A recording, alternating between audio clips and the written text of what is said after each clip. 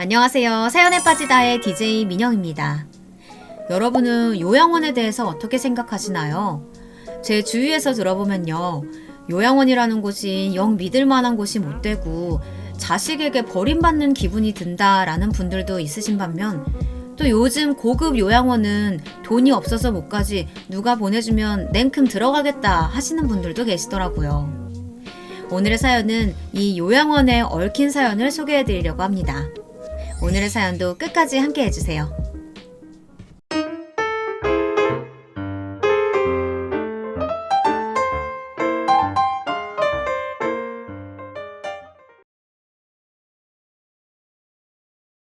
안녕하세요. 저는 70대 초반의 여성입니다. 저는 참 순진한 인생을 살았습니다.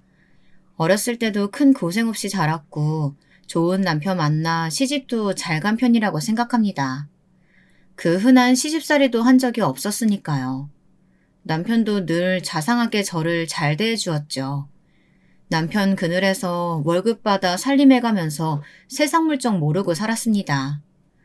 그런데 그게 그늘막이 어떻게 저를 고통에 빠지게 했는가 지금부터 그 이야기를 한번 시작해보려고 합니다. 여자들끼리 만나면 참 속 썩는 얘기 많이들 하잖아요. 시댁에서 당한 얘기, 자식이 속 썩이는 얘기, 남편이랑 싸운 얘기, 돈 걱정부터 건강 걱정까지 안 나누는 걱정들이 없죠. 그런데 저는 친구들 얘기에 공감을 잘 못하는 편이었습니다. 저는 그런 고민들이 별로 없었거든요. 친구들이 입을 모아 저에게 이야기하곤 했습니다. 아휴, 정말 남편이고 시댁이고 징글징글 하다니까. 어머, 얘는 또 고개 끄덕이면서 듣고만 있네. 너는 남편 얘기할 거 없어? 너는 맨날 듣기만 하니까 재미없다, 야. 어? 어, 우리 남편도 니네 남편처럼 속상하게 할 때 있지. 다 비슷한 것 같아. 어머, 얘 좀 봐. 너는 네 남편 흠잡을 데 없구나? 볼 흉도 없으니까 이렇게 어색한 말만 나오지. 그러고 보면 너는 참 타고나길 좋은 팔자야. 원래 결혼하면 꼭 한 번씩 속을 썩이는 일이 있다는데 너는 어떻게 그렇게 무탈하게 잘 사니? 남편 복도 있지, 자식 복도 있지. 그만하면 남편 벌이도 넉넉한 편이고. 맞아. 못생긴 년은 이쁜 년 못 따라가고 팔자 좋은 년은 시집 잘 간 년 못 따라간다더니. 나는 꼭 그게 예를 두고 하는 말인 것 같더라니까. 가끔 좀 얄미워. 맞습니다. 앞서 얘기했듯이 저는 정말 흘러가는 대로 살았을 뿐인데요. 인생이 순풍에 돛을 단 것처럼 흘러갔다고나 할까요? 남편과는 중매로 만나 서로 잘 알지도 못하고 결혼을 했지만 운이 좋았던 것인지 참 자상하고 가정적인 사람이었습니다. 저도 수더분한 성격이었고요. 그런 부모 밑에서 자라니 애들도 어찌나 기질이 순하고 착한지 아들 하나, 딸 하나를 두었지만 애들이 그 흔한 사춘기도 안 거치고 공부도 곧잘 해서 딸아이는 저 멀리 외국에 취직해서 살고 있습니다. 아들은 대기업에 들어가 제법 제 앞가림을 잘하고 있었죠. 아들은 어느 정도 홍기가 찬 나이가 되자 며느리감을 데리고 왔습니다. 며느리도 처음엔 참 싹싹했어요. 애교도 많고 부침성도 좋고요. 시어머니 입장과 며느리 입장은 다르니 그 애는 저를 어떻게 생각했을지 모르지만 제 딴에는 좋은 시어머니가 되려고 노력을 많이 했다고 생각합니다. 어머니, 요즘 저희 엄마가요, 제일 잘하신 일이 딸을 낳은 거래요. 이렇게 나이 들고 보니까 딸이랑 친구처럼 오붓하게 쇼핑도 하고 마사지도 받으러 다니고 이런 게 인생의 큰 재미라고 하셔요. 어머님은 아가씨가 미국에 계시니까 이런 재미 많이 못 느끼셨죠? 제가 앞으로 딸처럼 어머니 모시고 좋은 곳 많이 다닐게요. 처음에는 이렇게 사근사근하게 굴던 며느리가 결혼식을 기점으로 조금씩 달라지기 시작했습니다. 저는 며느리에게 최선을 다해 잘해준다고 하긴 했는데 며느리는 영 그게 성에 차지 않는 눈치더라고요. 제 입으로 제 칭찬을 하는 것 같아 말하긴 그렇지만 또 들으셔야 판단을 할 테니까 이야기를 해보자면 애초에 결혼을 시킬 때부터 저는 저희 앞으로 들어온 축의금까지 다 아들 부부에게 줬습니다. 자식 결혼식은 어찌 보면 부모 행사나 다름없다는데 이렇게 하시는 분들이 솔직히 흔하진 않잖아요. 아무튼 개혼이고 남편이 워낙 성실한 사람이라 축의금만 해도 몇천만 원이었지만 그래도 새 출발하는데 보태 쓰라고 흔쾌히 건네주었죠. 그런데 요즘 애들은 참 왜 그럴까요? 고맙다는 말을 죽어도 못하는 병이라도 걸렸는지 글쎄 이런 식으로 말을 해요. 어머님 아버님이 주시니까 받긴 하는데요. 저는 금전적인 건 중요하지 않다고 봐요. 제가 두 분께 돈을 맡겨놓은 것도 아니고 저희가 10대, 철원은 20대 초반에 그런 나이도 아니고 스스로 결혼하고 경제생활 하겠다는 주인데 처음부터 도움 이렇게 많이 주셔서 되려 송구하네요. 아무튼 주시긴 주신 거니까 잘 쓸게요. 남편 눈썹이 팔자로 찌그러지며 뭐라 한 소리 하려는 듯 했지만 제가 뒤에서 팔뚝을 꾹 잡으니 꾹 참고 아무 말도 않고 넘어갔습니다. 그런 식으로 며느리는 당돌하게 행동할 때가 많았지만요. 제가 나서서 만류하는 바람에 유야무야 넘어갈 때가 참 많았죠. 시간이 가면 갈수록 며느리는 좀 저와 안 맞는다는 느낌이 많이 들었어요. 예를 들면 이런 거예요. 제가 그래도 주부로 몇십 년을 살다가 보니까 제 취미가 빤하지 않겠어요. 저는 수혜도 참 잘했고 집안 인테리어도 꾸미는데 취미가 많았어요. 그중에서 제일 좋아했던 것은 예쁜 그릇이나 접시가 있으면 몇 개 모으는 것이었어요. 보고만 있어도 흡족해지는 것이 소소한 취미로 삼기 참 좋았거든요. 제가 워낙 그릇에 관심이 많고 좋아하는 탓에 남편이 주방 한쪽에 그릇장을 커다랗게 하나 짜줄 정도였으니까요.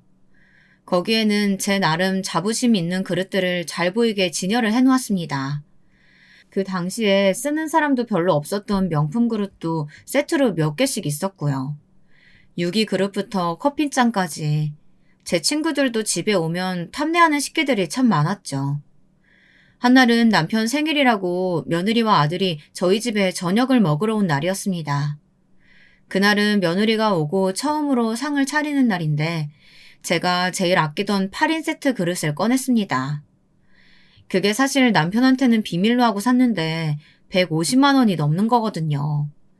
접시며 밥그릇이며 국그릇에 금태가 둘러져 있어서 설거지할 때 빡빡 문질러 닦지도 못하고 애기 다루듯이 살살 어루만져줘야 하는 그런 그릇이었는데 하필 며느리가 자기가 설거지를 하겠다고 나섰다가 그 그릇을 와장창 깨버린 거 아니겠어요? 엄마야, 어머 이걸 어쩜 좋아? 어머니 이거 어떻게 해요? 이 그릇 많이 아끼신다고 하지 않았어요? 이게 다 깨져버렸어요. 어머, 아주 산산조각이 나버렸네. 넌 괜찮니? 어디 안 다쳤어? 괜찮아요. 죄송해요. 그렇게 며느리는 풀이 죽어서 집에 돌아갔고 저도 속이 상하긴 하더라고요. 그게 외국의 유명한 접시회사에서 뭘 기념한다고 나온 거라서 똑같은 세트가 10벌밖에 없는 거였거든요. 이제 어디서 구할래야 구할 수도 없는 건데 식구도 적고 아끼느라 세트로 맞춰서 꺼낸 적도 한 번도 없는데 이렇게 나름 게시를 하자마자 깨져버리다니 심란한 마음이 들었죠. 근데 참나 다시 이야기하려고 해도 기가 막혀서 말이 안 나오는데 황당한 게 뭔지 아세요? 글쎄 그날 밤 우리 아들 얘기를 들어보니 우리 아들을 붙잡고 그렇게 서럽게 울었더랍니다. 아들이 다음날 전화가 왔어요. 엄마, 이따 며느리한테 한번 전화해 주시면 안 돼? 응? 갑자기 무슨 전화? 그게 사실은 어제 밤새 많이 울더라고. 자기 딴에는 처음 시집와서 부엌에 들어갔더니 설거지가 산더미인데다가 엄마가 설거지할 때 조심하라고 그렇게 눈치를 줬다며? 비싼 그릇이라고 금태 벗겨지면 안 된다고 막 그러셔가지고 자기 딴에는 엄청 긴장해서 설거지하다 보려니까 평소보다 손이 말을 안 들어서 그릇을 깨뜨려버린 거래. 근데 엄마가 부엌에 들어오자마자 걔보다는 그릇을 먼저 살폈다면서? 그게 서러웠나 봐. 나 원참. 이야기가 와전이 돼도 이렇게 와전이 될 수가 있나요? 네, 맞아요. 8인 세트 시키니까 설거지해야 할 그릇이 많게 느껴질 수도 있었겠죠. 제가 그릇을 살살 닦으라고 한 것도 맞긴 맞는데 뭐 잔소리로 늘어놓은 것도 아니고 그냥 일반 수세미를 쓰면 안 된다고 하며 설명을 한번 해준 것뿐이에요. 그리고 설거지도 며느리가 먼저 한다고 나섰던 것인데 마치 제가 고된 시집살이를 시키려고 일부러 설거지 더미를 쌓아둔 것처럼 이야기를 하더라니까요. 고약하고 괘씸한 마음이 들었지만 일단은 아들 부탁도 있고 해서 전화를 해서 이야기를 했죠. 어제 많이 놀랐니? 뭔가 오해가 있는 것 같은데 어제 내가 설거지 시켜서 속상했어? 아니에요. 제가 당연히 해야 할 일인걸요. 무슨 말을 그렇게 하니? 누가 당연히 해야 할 일이 어딨다고. 다만 나는 네가 설거지하겠다고 나서길래 시킨 것뿐이고 그릇을 살살 닦으라고 한 거는 처음 우리 집에 와서 거들게 된 일이니까 내가 하는 방법 알려준 것뿐이야. 잔소리하거나 그러려던 게 아니야. 괜히 오해하는 것 같아서 설명한다면 그런 거야. 아니, 아무튼 크게 놀랐다니 미안하게 됐구나.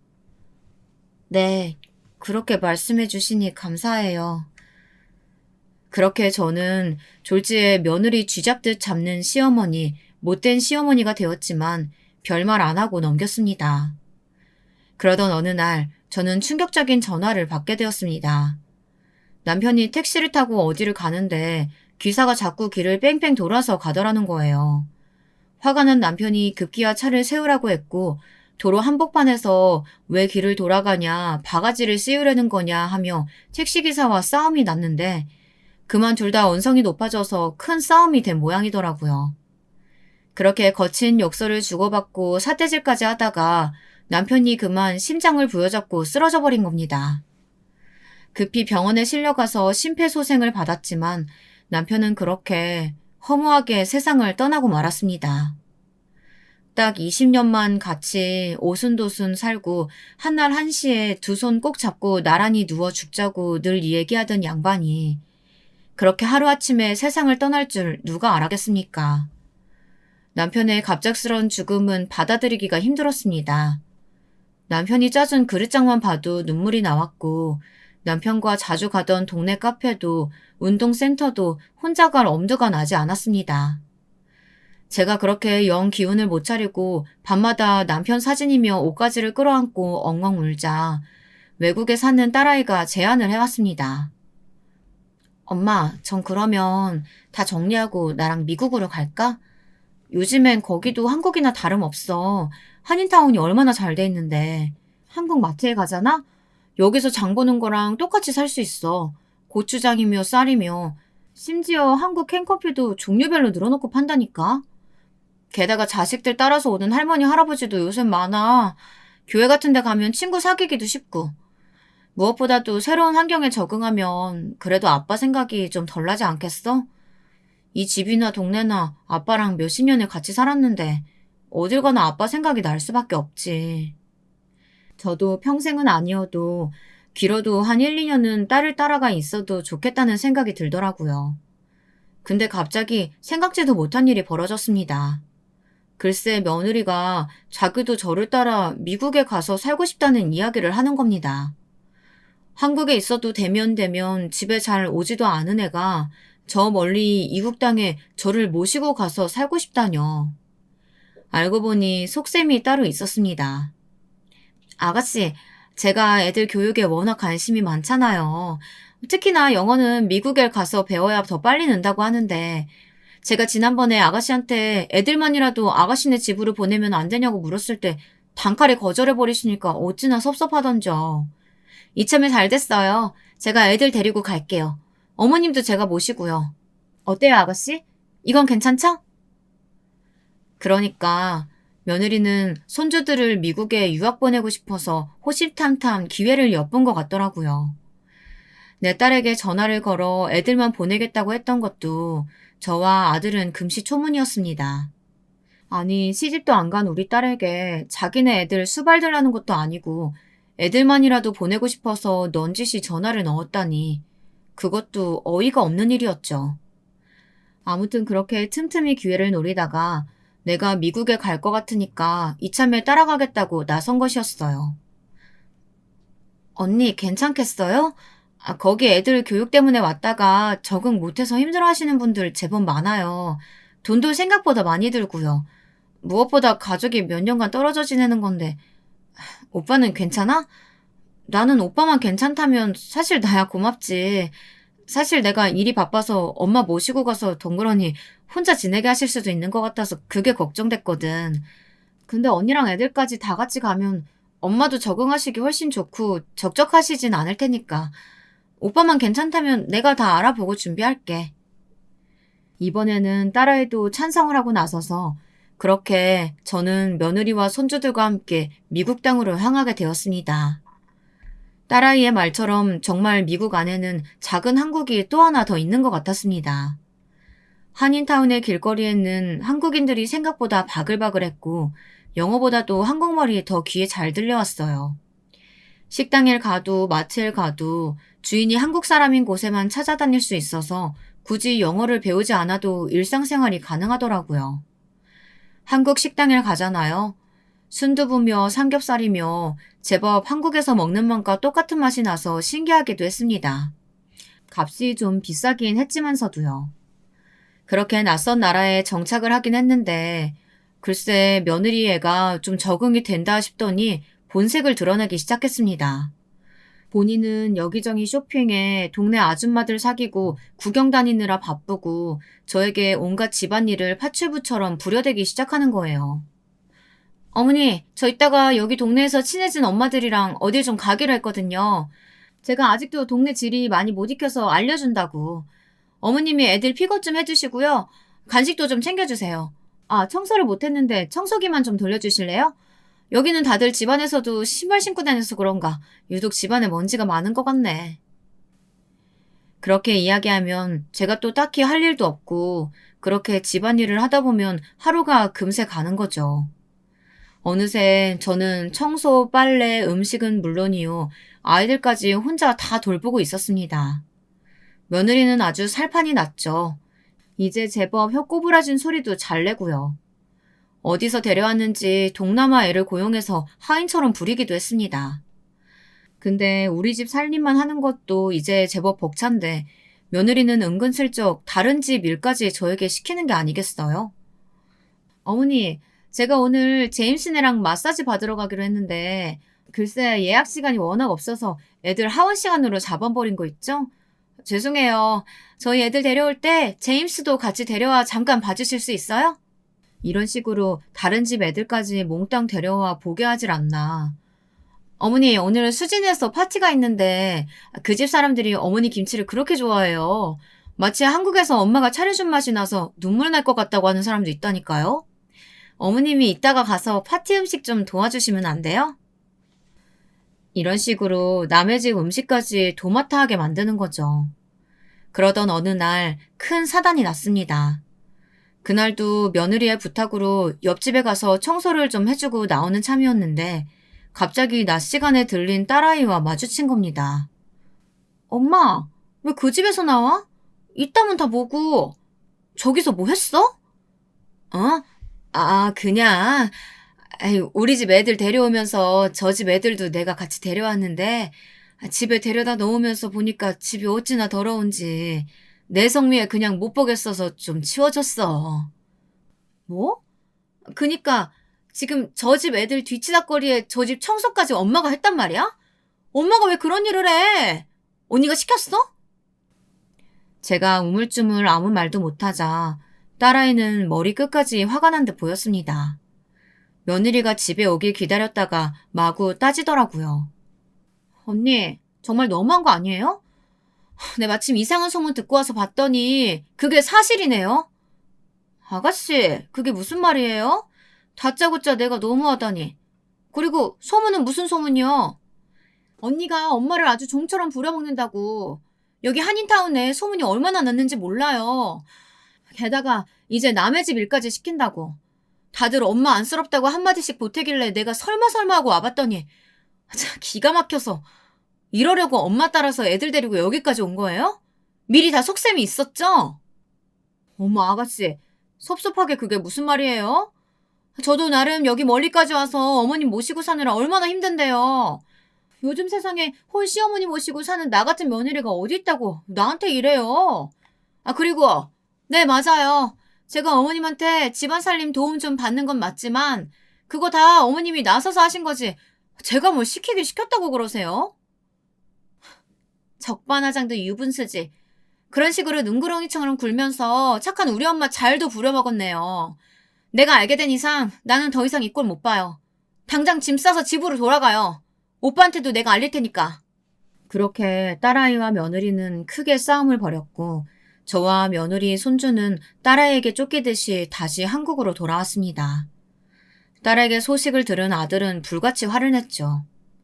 당신 제정신이야? 내가 들은 얘기가 다 사실이야? 아니에요. 직접 보지도 못했으면서. 아가씨가 좀 과장해서 이야기한 것 같은데 절대 어머님한테 그 정도까지 일 시킨 적 없어요. 그쵸, 어머님? 저에게 대놓고 묻는데 이혼하겠다고 길길이 뛰는 아들 앞에서 사실대로 말하면 진짜 큰 사단이 날 것 같아 대충 얼버무렸죠. 그래, 내가 심심하고 또 거기 사람들이랑 친하게 지내다 보니까 서로 품앗이도 하고 그런 거야. 이제 다 지난 일이고 우리도 이렇게 무사히 한국에 돌아왔으니까 그만 이야기하자꾸나. 앞으로 같이 살 날이 얼만데 이렇게 돌아오자마자 집안에서 큰 소리가 나면 되겠니?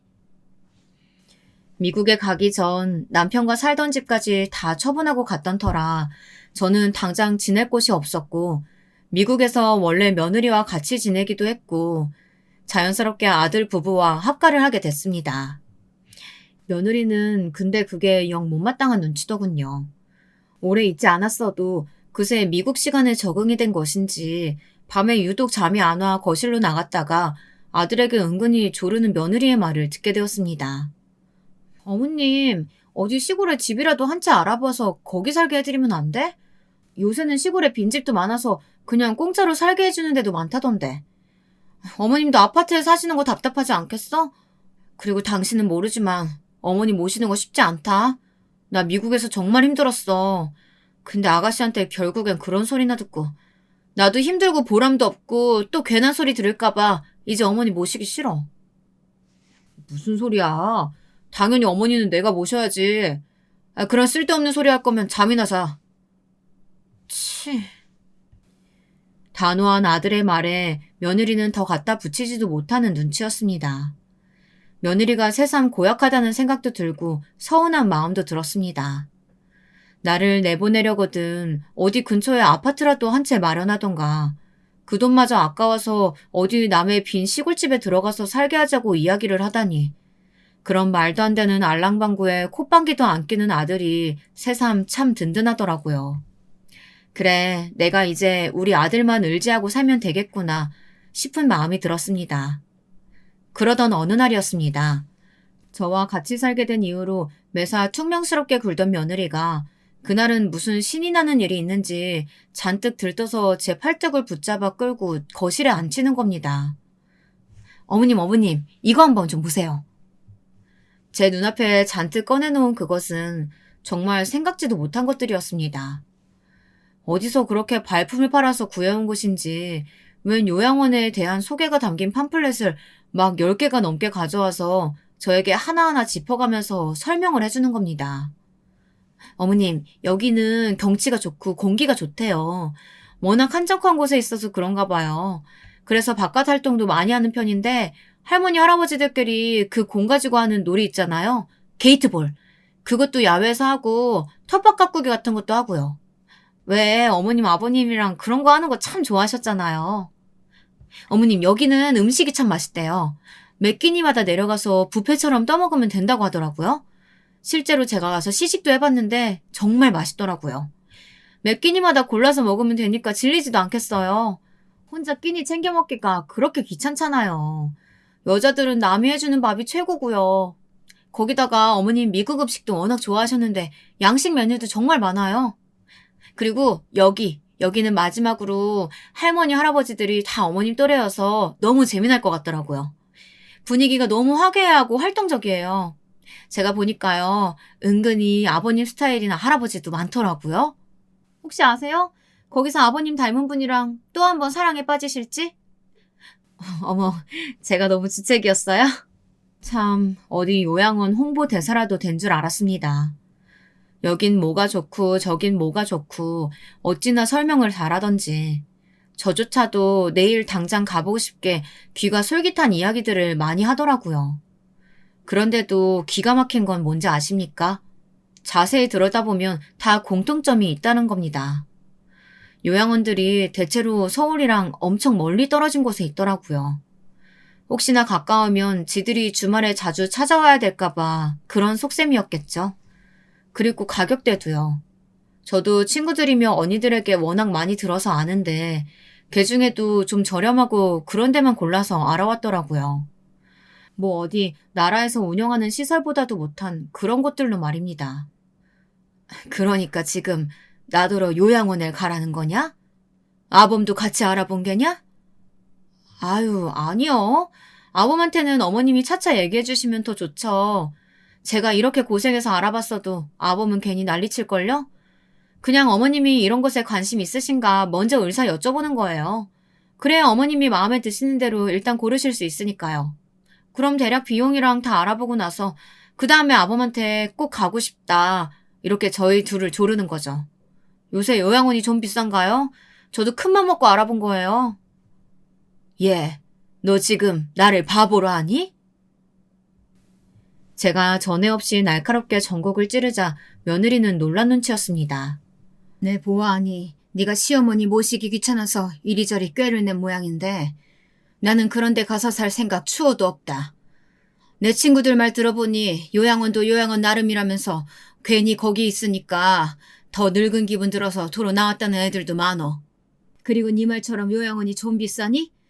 그러니까 그런 데다 허튼 돈 쓸 생각하지 말고 괜히 집에 분란 일으키지 말고 이 요양원 책자들 얼른 갖다 버려라. 제가 완강하게 거부하자 며느리는 당황한 기색이었지만 또 웬일로 주섬주섬 팜플렛들을 가져다가 치우면서 순순히 물러나더군요. 알았어요. 알았어. 정말 좋은 곳에 어머님 모시고 싶은 제 마음 몰라주시니 섭섭하네요. 네. 요양원 얘기는 그럼 못 들은 걸로 해주세요. 어머님 말씀대로 이건 다 갖다 버릴게요. 그럼 됐죠? 그렇게 저를 요양원에 보내려던 며느리는 의외로 그 결심을 쉽게 포기한 듯 보였습니다. 저에게 그런 제안을 했던 게 내심 미안했던지 전보다 더 저에게 잘해주기도 했어요. 같이 쇼핑도 가자고 하고 제가 좋아하는 그릇도 비싼 걸로 세트로 선물도 해주고요. 아들도 그런 며느리의 변한 모습이 흡족한 것 같았습니다. 그렇게 하루하루가 평화롭게 흘러가는가 싶더니 정말 경악을 금치 못할 일이 일어나고 말았습니다. 그날은 며느리가 어디 꽃놀이를 가자고 해서 같이 차를 타고 나선 날이었습니다. 그즈음에 둘이 어디 놀러 다니는 일이 많았기에 오늘도 나들이를 가려나 보다 하고 따라 나섰죠. 며느리는 차를 타고 좀 많이 가야 하니 눈을 좀 붙이라고 말을 했어요. 그래서 저는 까무룩 잠이 들었습니다. 어머님, 다 왔어요. 도착했어요. 일어나 보세요. 그리고 목적지에 도착했다며 저를 흔들어 깨우는 며느리의 손길에 눈을 떠보니 보이는 것은 충격적이게도 요양원 간판이었습니다. 아니, 꽃놀이 간다더니 여기는 왜? 여긴 왜 온 거냐? 어머니, 이제부터 여기에 좀 계셔야겠어요. 덮어놓고 이런 데서 못 산다고 얘기하지 마시고 경험이라도 한번 해보세요. 혹시 알아요? 여기가 말로만 듣던 천국 같은 곳일지. 네, 그렇습니다. 며느리는 작심하고 저를 요양원에 데려다 놓으려고 이 모든 것을 계약한 겁니다. 일부러 저를 안심시키려고 최근에 여기저기 데리고 다니고 무척 잘 대해준 것이죠. 그뿐인 줄 아세요? 제가 자는 사이에 제 휴대폰도 빼앗아 버렸더군요. 혹시나 제가 아들에게 전화를 걸어 데리러 와달라고 할까 봐서요. 정말 철저하게 계획한 것인지 자동차 트렁크에는 제 옷가지며 짐을 한 보따리 싸서 준비해뒀더군요. 그렇게 며느리는 저를 요양원에 버리고 가버리고 말았습니다. 아주 신속하게 절차를 밟아 저를 방 한 칸에 들여다 놓고 주랭랑을 쳐버리더군요. 아들에게 연락해보려는 시도요. 엄청 많이 했었죠. 그런데 며느리가 요양원에도 무슨 신신당부를 해둔 건지 이상하게 유독 제가 전화 근처에 가면 직원들이 와서 저를 만류하곤 했습니다. 주위 할머니, 할아버지들에게 휴대폰을 빌려 쓰기라도 하려고 해도 쏜새같이 달려와서 저를 막더라고요. 내 아들에게 전화해야 한다니까 전화 한 통만 하게 해줘요. 네? 할머니, 처음에 오시면 다 그래요. 근데 괜히 목소리 들으면 더 보고 싶고 울적해지실 수도 있으니까 적응하실 때까지만 좀 참아주세요. 그때 전화 꼭 하게 해드릴게요. 요양원에 적응을 해야 한다는 핑계로 전화 근처에는 얼씬도 못하게 하니 저는 속만 타들어갈 뿐이었습니다. 네, 있어 보니까 요양원이라는 곳은 예상대로 있을 곳이 못 되더라고요. 천국 같은 곳은 개뿔, 하루하루가 지옥 같은 곳이었습니다. 제가 있었던 곳이 유독 시설이 열악한 곳이었을지 모릅니다. 거기에서의 생활을 잠깐 들려드리자면요. 일단 할머니들은 자기네들끼리 편을 먹은 무리들이며 고약하게 텃세를 부리는 사람들이 있었습니다. 막 순진하고 약한 할머니들을 놀려대고 괴롭히는 게 일상의 큰 재미인 것 같더라니까요. 자세히 보면 괴롭힘에 타깃이 되는 할머니들의 특징이 있었는데요. 자식들에게 전화가 자주 오거나 자식들이 자주 찾아오는 할머니, 자식들이 용돈을 매 주마다 넉넉하게 넣어줘서 간식 같은 걸 잘 사먹는 할머니들은 질투의 대상이 된 거죠. 내 자식은 나를 여기에 던져놓고 거들떠도 안 보는데 남의 자식이 하는 꼴을 보면 배알이 뒤틀려서 괴롭히는 눈치더라고요. 이런 환경이다 보니 주위 할머니들이랑 친해질래야 친해질 수가 없더라고요. 괜히 저 깡패 같은 할머니 눈밖에 날까봐 조심조심 있는 듯 없는 듯 지내야 했습니다. 그뿐입니까? 직원들의 태도도 영 못마땅했습니다. 여기 할머니, 할아버지들이요.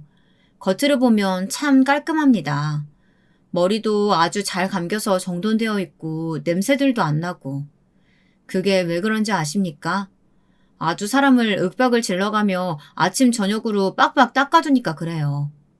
자식들이야 가끔 와서 들여다보면 아주 우리 부모님이 외관상 깔끔하고 그래서 좋아하고 흡족해할 수는 있지만 그런 외모를 가꾸려고 얼마나 직원들이 할머니 할아버지들을 집신짝 다루듯이 다루는지 알면 다들 기절초풍할 겁니다.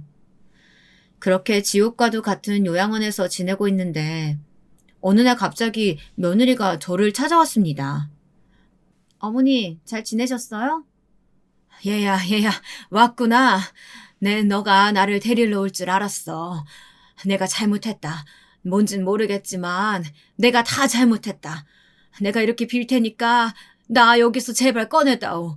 나 여기서는 정말 못 살겠다. 어머니, 제가 좋은 곳으로 엄청 열심히 알아본 건데 여기가 마음에 안 드셨어요? 마음에 들고 안 들고 그런 거 난 모른다.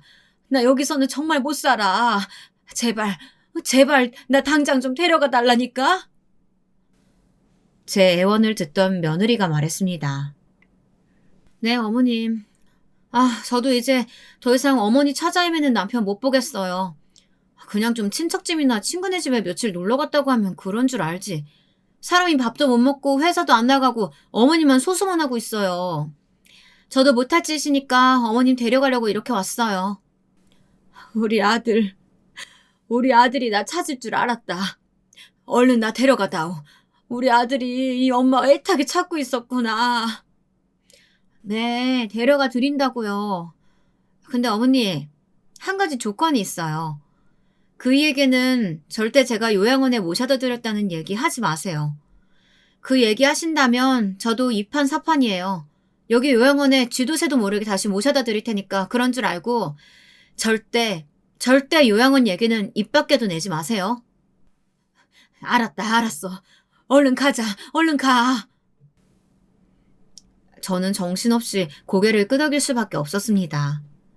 집에 갈 수 있다니, 나를 그렇게 찾아 헤매던 우리 아들을 이제 만날 수가 있다니 뭔들 못하겠습니까? 당장 쓸개나 창자를 떼달라고 해도 그렇게 했을 겁니다. 그렇게 며느리는 저를 데리고 집으로 들어갔어요. 아들은 울면서 버선발로 나왔습니다. 엄마, 대체 어디 가셨던 거예요? 제가 얼마나 찾았는지 아세요? 미안하다. 내가 그릇 세트를 몇 개 더 사고 싶었는데 며느리가 너무 비싸다고 안 사준다고 하지 뭐냐. 시위 삼아 짐 싸서 잠시 친구 집에 가 있는다는 게. 여보, 미안해요. 어머니가 자꾸 고집 부리시는 바람에 저랑 조금 다퉜어요. 제가 그냥 비싸더라도 눈 딱 감고 어머님 사고 싶으시다는 그릇 하나 사드릴 걸. 저도 괜히 고집 부려서. 미안해요. 근데 어머님, 이렇게 나가서 연락도 없이 깜깜무소식인 건 정말 너무하셨어요. 앞으로는 절대 그러지 마세요. 정말 뻔뻔한 며느리는 순진한 척 연기도 잘하더군요. 며느리는 제게 미리 이렇게 변명을 하라고 일러주었습니다. 저를 며느리를 잡으려고 연락도 끊고 집을 나가 몇 날 며칠 들어오지 않으며 시위하는 못된 시어머니로 만들어 두었더군요. 아들은 처음엔 반신반의했지만 그래도 천신만고 끝에 저를 다시 찾았다는 생각에 그저 안심이 되었던지 더 따지지는 않았습니다. 엄마 얼굴 다시는 못 보는 줄 알고 내가 얼마나 놀랐는지 알아요? 다신 그러지 마세요. 그렇게 저는 다시 아들네 집에서 살게 되었습니다. 며느리는 저와 다시 같이 살게 된 게 정말 끔찍하게도 싫었나 봅니다. 특히나 저는 요양원에 있으면서 거기 침대가 안 맞았던지라 허리가 너무 안 좋아졌는데요. 허리가 아파서 집안일도 못하고 거동이 불편해진 저를 짐짝처럼 대하곤 했습니다. 어머니 연세에 벌써부터 허리가 그렇게 아프시면 어떡해요? 그리고 그 핑계로 너무 누워만 계시는 거 아니에요? 전처럼 집안일도 좀 도와주시고 애들도 봐주고 그래야 제가 그나마 숨통이 좀 트이죠.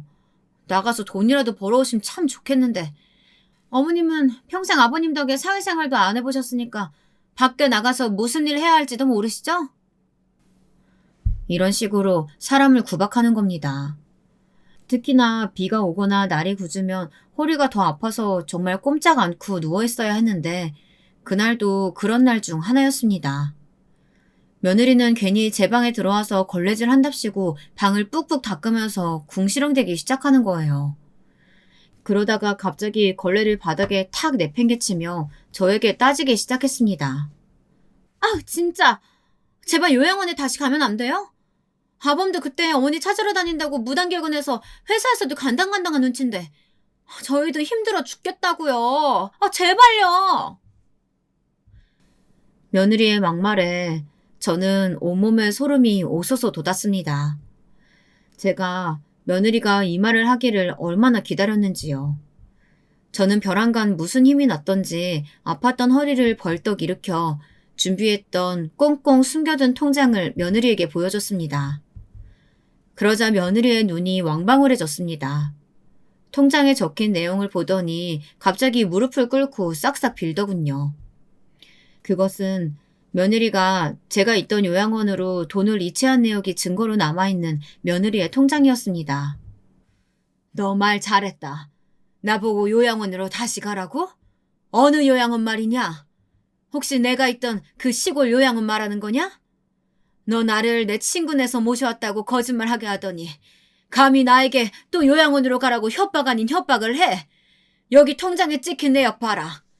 네가 그 시골 성심 요양원으로 다달이 요양원 비용 이체했더구나. 네가 나를 요양원에 강제로 보내고 거기에다가 돈도 보낸 증거를 내가 찾아서 가지고 있었어. 제가 벼락같이 호통을 치자 며느리는 싹싹 빌며 말했습니다. 그걸 어머니가 어떻게... 얼른 주세요. 제 통장이에요. 제가 잘못했어요. 통장만 주시면 다 없던 일로 하고 어머님한테 요양원 가라는 말도 앞으로 안 하고 잘 모실게요. 아범이 보면 속상해할 거예요. 얼른 그 통장 이리 주세요. 며느리가 싹싹 빌고 있는데 갑자기 문이 벌컥 열리며 아들과 딸이 들이닥쳤습니다. 제가 아들과 딸에게 미리 연락을 해두었거든요. 오늘 큰 진실을 알려줄 테니 집으로 오라고요. 며느리가 기가 막히게 때를 잡아 저를 잡두리하기 시작했던 것이죠. 며느리는 얼굴이 하얗게 질린 채 사시나무처럼 벌벌 떨기 시작했죠. 아니, 당신이 어떻게... 아가씨 한국에 언제 오셨어요? 며느리의 말이 끝나기가 무섭게 아들이 달려들어 며느리의 뺨을 2차례 연달아 때려버렸습니다. 네가 그러고도 사람이야? 네가 우리 엄마를 요양원에 갖다 버려? 이게 현대판 고려장이지 뭐야. 네가 뭔데 우리 엄마를 그런 데다 갖다 버릴 수가 있어? 제 딸아이도 바톤 턴치를 하듯 며느리에게 달려들어 머리채를 잡았습니다. 내 인연을 미국에서 절단을 내버렸어야 하는데 곱게 한국에 보내줬더니 우리 엄마한테 또 이런 몹쓸 짓을 해? 이 나쁜 년. 니네 친정엄마 어딨어? 니네 친정엄마 어딨어? 내가 니네 친정엄마한테도 똑같이 갚아줄 거야. 살려주세요. 잘못했어요. 아가씨 잘못했어요. 여보. 며느리는 손이 닳도록 빌었지만 딸과 아들은 며느리를 용서해줄 생각이 하나도 없어 보였습니다. 저도 마찬가지였습니다. 요 전날 네가 외출했을 때 내가 이 집안을 몽땅 뒤져서 통장을 찾아냈다. 혹시나 요양원 비용을 계좌 이체했다면 그 내역이 남아있겠지 싶더구나. 마침 통장 발견해서 은행에 달려가 통장 정리해보니까 역시나 이체 내역 있더구나. 그 길로 내가 우리 아들에게 이 사실 알렸고 우리 딸도 한국으로 불러들였어. 네가 어찌나 악랄하고 독한지 나 혼자는 못 당할 것 같아서 말이야. 네, 제가 앞서 이야기했죠. 제가 참 순진무구하게 살았고 그래서 워낙 제 며느리도 믿었기에 멀리 타국까지 가서 그렇게 험한 꼴을 당하고도 또 한 번 이렇게 요양원에 버려지는 수모를 겪었지 않습니까? 다행히 똑부러지는 딸과 어머니라면 끔찍한 아들 덕분에 이렇게 며느리에게 벌을 줄 수 있었습니다. 그거 아세요? 아직 우리나라에는 자식에게 부모를 부양할 의무와 책임이 있어서 그걸 다하지 않는 것도 죄가 된다고요. 딸아이는 그 자리에서 경찰에 신고했습니다. 거기 경찰서죠? 신고하려고요. 여기 늙으신 어머님을 학대한 증거가 있어요. 그리고 어머님의 의지와 상관없이 다른 곳에 갖다 버리려고 했던 시도도 있었고요. 어서 와주셔야겠어요. 아가씨, 제발 경찰에 신고만은 하지 말아주세요. 제가 다 잘못했어요. 혹시나 애들이 알기라도 하면, 저희 부모님이 알기라도 하면 저 정말 얼굴 들고 못 살아요. 정말 잘못했어요. 네, 제가 또 이야기했었죠. 제 아들, 어머니라면 끔찍한 제 아들은 똑같이 되갚아줘야 직성이 풀릴 것 같다고 했습니다. 그리고 당신, 지금 당신 장모님 어디에 계신 줄 알아? 우리 엄마요? 우리 엄마는 집에... 어머, 당신 혹시... 내가 장모님한테 가서 이렇게 꼬셨지. 장모님, 저랑 같이 꽃 구경이나 한번 가시죠. 좀 멀리 가야 하니까 눈 좀 붙이고 계세요. 그렇게 장모님 차에 태우고 어디 시골 요양원에 데려다 드리고 주랭랑 쳐버렸어. 당신 말대로 요양원이 요새 그렇게 지내기 좋다며? 장모님도 이 좋은 호강 안 시켜드릴 순 없지. 내가 아주 좋은 곳으로 모셔드렸어. 참 웃긴 게 뭔지 아세요? 남의 부모는 그렇게 철두철미하게 준비해서 갖다 버려놓고서는 제 부모를 갖다 버렸다고 그렇게 가슴을 치며 우는 겁니다. 당신이 뭔데 우리 엄마를 갖다 버려? 네가 사람이야? 어떻게 짐승도 아니고 사람이 부모를 갖다 버려? 어디야? 그 요양원 어디냐고? 참 웃긴다. 짐승? 이게 다 네가 먼저 저지른 일인데 네 입에서 짐승이라는 말이 나와? 장모님 어디에 모셨냐고? 거기가 전라도였나 경상도였나? 아님 그냥 미국으로 보내서 남의 집 신모살이 시켜버릴 걸 그랬나? 내가 알려줄 줄 알고? 너도 똑같이 나처럼 한 달 하고도 보름을 더 네 엄마 찾아서 애타게 헤매봐. 그래야 네가 얼마나 엄청난 짓 저질렀는지 몸소 깨달을 테니까. 말은 그렇게 했지만 사실 어떻게 장모를 요양원에 내다 버렸겠습니까? 며느리가 진짜 대단하게 악질인 거죠. 아들은 이 일들을 계획하고 몰래 장모를 어디 동남아 같은 데 패키지 여행을 보내두었다고 했습니다. 그리고 마치 어디 요양원에 보낸 것처럼 이야기하며 혼쭐을 내준 거죠. 며느리는 그렇게 일주일을 꼬박 자기 엄마를 찾아서 요양원을 샅샅이 뒤졌다고 해요. 아주 요양원 박사가 되었을 거예요. 저를 그런 데다가 데려다 두려고 아주 열심히 연구한 것이 한 번, 이렇게 제 부모를 찾느라고 이잡듯이 뒤지느라 2번. 그렇게 전국에 안 가본 요양원이 없을걸요. 그러다가 다시 한국에 돌아온 사돈이 공항에서 며느리에게 전화를 걸자 엉엉 울면서 맨발로 달려가 상봉을 했다지 뭐예요. 엄마, 엄마, 나한테 말도 안 하고 거길 어디라고 갔다 와? 어머, 얘가 왜 이래? 이 꼴은 또 뭐고? 나 우리 사위 덕에 뻑적지근하게 여행하고 온 거야. 우리 사위는 가지 않았어? 내가 고맙단 얘기 해야 되는데. 엄마, 내가 사실 엄청난 일을 저질렀어. 나 어떡하지? 나 어떻게 이 죄를 다 갚지? 그 자리에 앉아 며느리는 펑펑 오열을 했다고 합니다. 만감이 교차했겠죠. 엄마를 찾았다는 안도감과 자기가 엄청난 잘못을 저질렀다는 깨달음, 그리고 죄책감.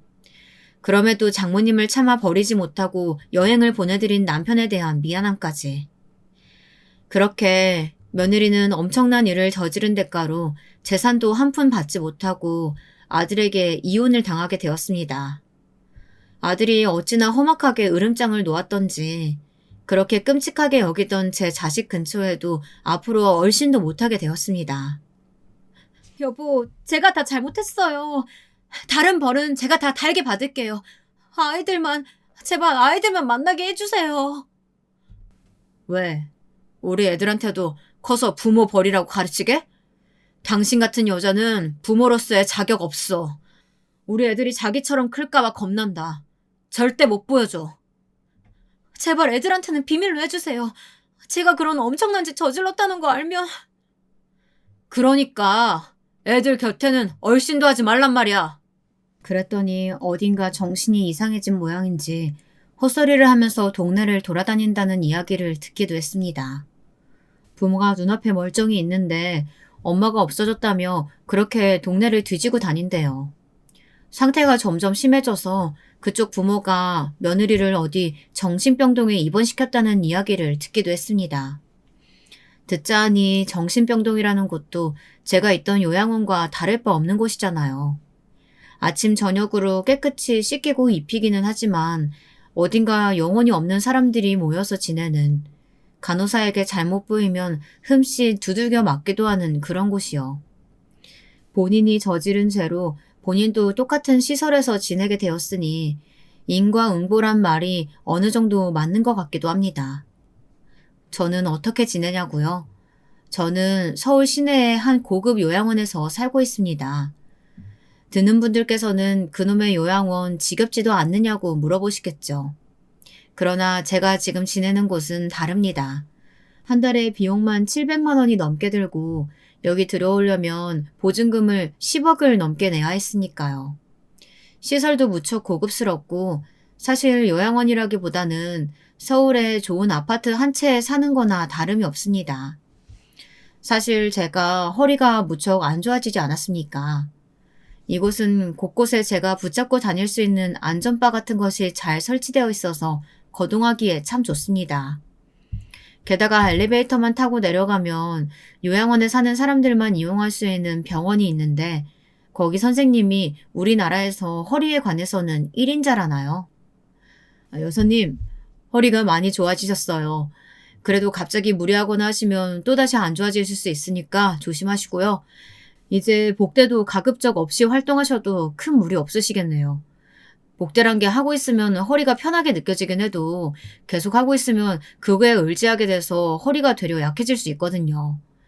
허리 힘 차츰 더 기를 수 있도록 여기 내려오셔서 물리치료랑 마사지도 꾸준히 받으시고요. 그렇게 지척에서 치료도 받고 마사지도 받고 재활 운동도 하니 제 허리는 눈에 띄게 좋아졌습니다. 네, 그러니까 제가 있는 요양원은 흔히 말하는 고급 실버타운으로 그저 저같이 나이 든 사람이 편하게 누릴 수 있는 편의시설이 다른 아파트보다 많은 곳이라고나 할까요? 어떻게 이런 고급스러운 곳에 살게 되었냐고요? 사실 며느리가 무슨 성견지명이 있었던지 저와 남편이 결혼할 때 건네준 축의금이며 들어오는 돈들을 모아서 아름아름 투자를 했다고 합니다. 그때 투자해둔 아파트며 건물이 시세가 많이 올라서 이번에 이혼하고 재산을 처분할 때 보니 아주 알짜배기들이 많더라고요. 그뿐인가요? 애들 앞으로 넣어둔 주식도 수익이 좋아서 그건 아직 팔지는 않았지만 나중에 정말 더 큰 재산을 잃을 수도 있다고 했습니다. 며느리 소원대로 저를 요양원에 모시는데 그 돈이 쓰이게 되었네요. 저는 이곳에서 새로운 재능을 발견했습니다. 여기서는 저희에게 취미도 가르쳐 주는데 도자기로 그릇을 빚는 수업도 있더라고요. 거기에 참석했는데 거기 선생님이 말하기를 저처럼 타고난 사람이 없다는 거예요. 어머, 어르신, 정말 눈썰미도 좋으시고 감각이 있으세요. 이 그릇 모양하며 저번에 색 입히신 것도 보니까 아주 고급스러운 게 취향이 고급스러운 분들이 너무 좋아하실 것 같아요. 이런 일 해보신 적 있으세요? 제가 워낙 그릇을 좋아해서 젊을 때도 큰돈 생기면 남들은 백이며 화장품이며 본인 치장하느라 바빴는데 나는 평소에는 군침만 흘리던 그릇 세트 사서 모았어요. 어머, 그러셨구나. 그게 다 연륜이죠, 어르신. 이건 젊은 사람들도 절대 흉내 못 낼 솜씨예요. 저랑 본격적으로 한번 개발시켜봐요. 그렇게 저는 그릇 공방을 새롭게 다니며 제 2의 인생을 시작하였습니다. 열심히 솜씨를 개발해서 우리 아들 새장가 갈 때 꼭 좋은 세트로 32피스로다가 맞춰서 선물로 줘보렵니다. 지금까지 제 이야기 들어주셔서 감사합니다.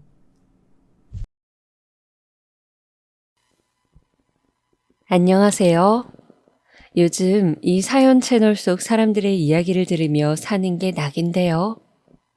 저 역시 오늘 여러분들에게 말하고 싶은 가슴속에 한 맺힌 이야기가 있어 이렇게 사연을 보내게 되었습니다. 비록 글재주도 없고 나이도 늙어 어렵게 타자를 치고 있지만 끝까지 들어주셨으면 합니다. 그럼 지금부터 시작해 볼게요. 제 인생은 어쩌면 초반부터 운이 없었던 것 같습니다. 남들은 돈이 많은 집안에서 태어나기도 하고 그게 아니면 좋은 부모 밑이나 좋은 형제를 가지기도 한다는데 저에겐 이 무엇 중 어떤 것에도 해당되는 게 없었거든요. 태어나자마자 어머니와 아버지의 이혼으로 할머니에게 맡겨져 자랐고 할머니도 저를 키우기 힘든 형편이셨던지라 할머니가 돌아가시고 난 후엔 눈칫밥을 먹으며 이 집 저 집을 옮겨 다니다 성인이 되어버렸습니다. 어딜 가서도 짐덩어리 혹은 민폐라는 생각이 있었기 때문에 저는 늘 숨을 죽이고 살아야만 했어요. 제가 원하는 거, 갖고 싶은 걸 떳떳하게 요구할 수도 없었고 제 감정도 제대로 표현하지 못했습니다. 그걸 받아주는 어른이 제겐 없었으니까요. 당시 이모 집엔 딸이 한 명 있었는데요. 그 딸은 수시로 저를 내쫓으려 안달이었습니다. 저 때문에 자기 용돈도 줄어들고 문제집 살 돈도 없어졌다며 어떻게든 제가 없어지길 바라곤 했습니다. 그러면서 제게 설거지나 심부름을 시키곤 했는데 그러면서 하는 말이 빌부터 사는 주제에 이런 거라도 해서 값을 치러라 라는 거였어요. 저는 그 말을 들으면서 모욕감과 수치심을 참을 수가 없었고 그때마다 눈물이 앞을 가렸지만 그렇다고 이 집에서 나가면 갈 데도 없었기 때문에 어쩔 수 없이 그 아이의 요구를 다 들어주어야 했어요. 이 집의 일원이셨던 이모 역시 어른이었지만 자기 딸의 이런 만행을 알면서도 딱히 자극적으로 나서지 않으셨죠. 그래서 저는 항상 외톨이였어요. 늘 외로웠고 마음엔 허기가 가득했어요. 그래서일까요? 남편을 만났을 때 저는 그저 이 사람과 함께 식구가 되고 싶단 열망이 간절했습니다. 우리 언제 결혼해? 얼른 결혼하면 안 돼? 제가 이렇게 보채기도 했을 정도니까요. 당시 쑥스러워서 자기니 뭐니 하는 호칭은 못 쓰고 덤덤하게 오빠 정도로 부르곤 했었는데 오빠는 언제나 저를 넉넉하게 받아주는 사람이었어요. 제가 자라온 환경도 다 알고 있었고 누구보다 제 마음을 이해해주고 있었고 마치 제가 짊어진 짐까지 함께 짊어주는 사람 같았어요. 그랬던 사람이니 더 망설일 이유가 없었어요. 하지만 우리 아직 돈도 모아야 하고 집도 마련하려면 시간이 필요하잖아. 조금만 기다려줘. 하고 신중하려 했기에 어쩔 수 없이 그 말에 따를 수밖에 없었지요. 그 후 저도 오빠도 직장을 다니면서 한 푼 두 푼 지독하게 아껴가며 돈을 모았습니다. 정말 그때의 저를 생각하면 제 생활력이 거기서부터 출발했구나 싶을 정도로 대단했어요. 그렇게 돈을 모아 결혼 자금을 모으고 드디어 결혼을 할 수 있게 됐을 땐 뭐랄까요? 이제야 내 집이 생겼다는 안도감, 가족이 생겼다는 안도감에 말도 못하고 눈물만 뚝뚝 흘렸던 것 같아요. 오빠는 그런 저를 꼭 껴안아 주었고요. 하지만 결혼할 준비가 다 되어 있다고 해서 결혼을 할 수 있는 건 아니더라고요. 예상했어야 할 난관이 저를 기다리고 있었던 거예요. 바로 시어머니였죠. 시어머니는 저를 보자마자 대놓고 혀를 끌끌 차셨습니다. 뭐라고? 그래서 현수 네가 기어이 얘랑 결혼을 하겠단 말이냐? 너 내가 고아랑 결혼할 거면 2년 끊자고 했지? 근데도 대체 무슨 배짱으로 얘를 데려온 거야? 아가씨는 어떻게 우리 아들을 꼬신 거야? 보아하니 얼굴도 그저 그렇고 직업도 변변치 않으면서 어떻게 꼬셨길래 내 아들을 이런 불효자로 만들어? 처음 보는 제게 호랑이같이 버럭버럭 소리를 치는 시어머니가 저는 너무도 무서웠습니다. 지금도 시어머니는 며느리들에게 어려운 존재이지만 저 때는 더욱 그랬어요. 어떻게 말씀을 드려야 할지 알 수도 없었고 이 사람의 돈이 아니라 마음을 보고 결혼하려는 게 오로지 돈을 노리고 이 집안에 시집 온 게 아니냐며 저를 혼내시는 시어머니를 보니 절로 기가 죽었습니다. 시어머니 앞에서 고개를 푹 숙이고 아무 말도 못하고 있으니 마치 제가 정말 그런 사람이 되기라도 한 것 같아 가슴이 타들어갔어요. 그런데 거기서 저를 꺼내준 사람이 있었으니 바로 제 남편이었어요. 엄마, 저는 이 사람이어야 해요. 제가 말씀드렸죠? 이렇게 무례하게 구시면 저 어머니 얼굴 안 보고 살겠다고요. 정말 그걸 바라세요? 너 이 썩을 놈의 자식 끝까지? 하지만 남편이 굳건히 밀고 나가자 시어머니는 좀 전과는 다른 태세가 되어 말을 잇지 못하셨습니다. 아무래도 남편의 인연 끊겠단 말이 크게 작용한 것 같았어요. 그리고 시아버지 역시 시어머니와 다르게 아니 뭐 부족한 게 있다고 예비 며느리를 앉혀놓고 이 난리를 떨어. 고만 못해? 정말 창피하게 이럴 거야? 하며 편을 들어주신 덕에 저는 무사히 결혼까지 할 수 있게 되었어요. 너무도 간절히 원했던 결혼이었기 때문에 저는 결혼식을 치르면서도 신혼집에 처음 들어왔을 때도 감격스러운 마음을 억누르기 힘들었어요. 나만의 보금자리가 생긴다는 건 제게 생명의 동아줄을 얻는 것과도 같았어요. 또 난관을 뚫고 결혼한 만큼 지금의 시간에 더 감사하고 살자며 그리 다짐하면서 신혼생활을 시작하게 되었지요. 남편과의 신혼생활은 인생을 살면서 겪었던 그 어떤 시간보다 행복했습니다. 아침마다 직장으로 출근하는 남편의 옷을 다려주는 것도, 남편이 출근 전 제게 갔다 올게 여보 하며 나가는 뒷모습을 바라보는 것도, 저녁에 남편이 좋아하는 찌개로 한 상을 차리는 것도, 남편이 좋아하며 찌개를 한 숟갈 뜨는 걸 보고 있는 것도 일상의 순간순간들이 소소하지만 제겐 다 행복들이었어요. 작지만 큰 행복들이었죠. 그리고 그 행복은 제가 아이를 낳고 키우면서 절정으로 이르렀어요. 저는 사실 아이를 낳는 거에 회의적이었어요. 솔직히 말하면 겁이 났어요. 하지만 남편 생각은 달랐어요. 여보, 나는 자신이 없어. 아무리 다른 집 여자들이 애 둘, 셋 아무렇지 않게 키운다 하지만 나는 잘할 수 없을 것 같아. 부모 사랑도 모르고 큰 내가 어떻게 부모가 되겠어. 당신이 매일 나한테 해주는 걸 생각해봐. 당신 충분히 잘하고 있잖아. 만약 아이가 당신 같은 엄마를 가지게 된다면 정말 행복할 거야. 당신은 이미 준비가 되어 있어. 항상 현명한 남편이니까 이번에도 남편의 말이 맞겠거니 하고 마음을 달랬습니다. 그리고 낳아보니 알겠더군요. 남편의 말이 맞았지요. 아이를 낳으면 낳는 고통보다 키우는 고통이 더 강하다 했지만 갓난아기를 품에 안기 시작했을 때부터 저는 이미 엄마였어요. 아이가 자주 깨어 잠도 자지 못하고 저나 남편이나 육체적으로는 필요할지 몰라도 이미 엄마라는 역할이 주는 책임감이 저를 움직이게 했어요. 그리고 말로 표현할 수 없는 강한 모성애가 내가 받지 못한 사랑을 이 아이에겐 꼭 남김없이 주어야겠다는 생각을 들게 했어요.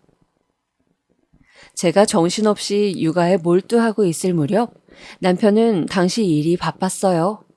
애도 생겼으니 더 돈을 벌어야 한다며 일부러 야근도 자처할 때였어요. 저도 그런 남편을 안쓰러워할 기색 없이 육아로 바빴을 때였고요. 하지만 잠잠하던 시어머니의 간섭과 채찍이 그 시기 다시 시작되고 말았어요.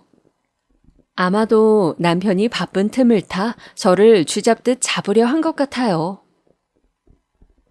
아니, 아들도 낳지 못했으면서 집안일은 왜 이리 어수룩하게 하는 게냐? 여기 유통기한 지난 잼은 왜 안 버리고 있어? 반찬은 이게 또 뭐야? 다 쉬어 꼬부라져가지곤. 너 설마 이런 걸 우리 아들한테 내놓는 거니? 어머니 연락도 없이 웬일이세요? 연락하고 오시지 그러셨어요. 그럼 제가 뭐라도 차려놨을 텐데. 내가 연락하고 오면 네가 싹 치워놓고 살림 잘하는 척하고 있을 텐데 내가 너한테 왜 그럴 틈을 주냐? 하여튼 여자가 게을러 빠져가지고는 내가 너 같은 며느리를 둔 건 생각하면 아휴 전생에 무슨 큰 죄를 지은 건지. 겨우 좋은 목소리로 어머니를 맞이하면 시어머니는 웃는 얼굴에 그렇게 침도 뱉는 분이셨습니다. 제게 게으르다며 너 같은 며느리를 들여 집안 꼴이 망가지고 있단 말을 서슴없이 하시곤 했죠. 그럴 때마다 마치 저는 친정이 없어 내가 이런 취급을 받는 건가 하는 생각에 사로잡히곤 했어요. 제 잘못이 아닌데도 그것마저 제 잘못처럼 느껴졌지요. 심지어 남편이 혼자 밥벌이 하느라 힘들어 보이길래 부업이라도 할 겸 집에서 광고 글을 올려주는 아르바이트를 한 적이 있는데 그걸 가지고도 그렇게 트집을 잡으셨습니다. 네가 대학만 나왔어도 우리 아들이 혼자 벌며 고생할 일은 없을 텐데 대학도 못 나오고 학력이 그 수준이니 그런 일밖에 못하는 거 아니냐. 에휴 불쌍한 내 아들. 저리 말라가지고. 정말 트집을 잡다 못해 그런 것까지 잡아야 속이 시원하신 건지. 어머니는 갖가지 일로 비난하고 구박하고 사람을 못살게 굴었어요. 어쩔 땐 제 상처를 건드리기도 했습니다. 제 결혼식에도 오지 않는 어머니를 비꼬면서 어쩜 부모가 자식에게 그럴 수 있냐면서 자칫 저를 위로하는 말처럼 들렸지만 사실상 시어머니가 하고 싶었던 말은 다른 의미의 말이었죠. 그걸 알게 된 건 바로 그 사건이 일어났을 때였습니다. 제 딸아이가 한참 울고 있을 때였는데요. 평소와 같이 갑자기 집에 들어와 샅샅이 둘러보시던 시어머니가 대뜸 그만 그 갓난아이에게 시끄럽다며 고함을 지르는 겁니다. 그러면서 개집애가 왜 이렇게 요란하게 울어? 벌써 저러면 큰일인데 말이야? 라고 하시는 겁니다. 그 말에 왜 그리 화가 났을까요? 지금까지 절 향했던 모욕까지는 참을 수 있었습니다. 그런데 딸아이를 향해 고함 지르는 시어머니를 보니 그땐 참지 못하겠더라고요. 어머니, 아인이 울 수도 있죠. 화를 내시면 어떡해요? 너 지금 나한테 말대꾸 하는 거니? 아니, 아무리 제대로 된 집안에서 못 자랐다고 쳐도 그렇지 말이야. 어디서 시애미한테 말대꾸할 생각을 해? 정신머리가 있니? 맞아야 정신을 차리겠어. 이거 놓으세요. 아마 남편이 말리지 않았다면 그날 사단이 나도 났을 거예요. 시어머니가 정말로 제 뺨을 치고 다짜고짜 멱살까지 잡았으니까요. 저도 그날은 참지 못해 대거리를 했지만 순간 시어머니의 살기 어린 눈이 무섭게 느껴지기까지 했습니다. 남편은 단단히 화가 난 나머지 시어머니가 저를 때린 이후 시어머니와의 연을 끊겠다고 말했고 다행스럽게도 저희는 시댁에 가는 일이 없게 되었습니다. 저야 시어머니를 안 보고 살 수 있어 너무도 심적으로 안정이 되고 행복하던 때였어요. 하지만 행복도 잠시 하늘이 우리의 행복을 질투라도 한 건지 우리 아이가 1살이 되었을 그쯤 믿기 힘든 일이 생기고 말았어요.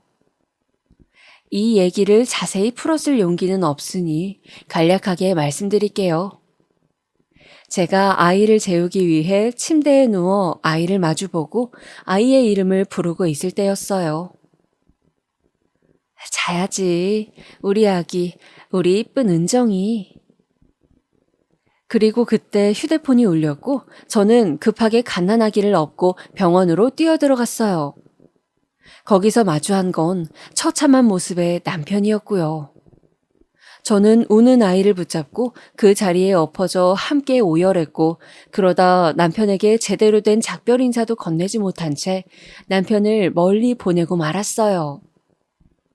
장례식에선 무슨 정신으로 있었는지 모르겠어요. 기억이 나는 건 한 가지뿐이에요.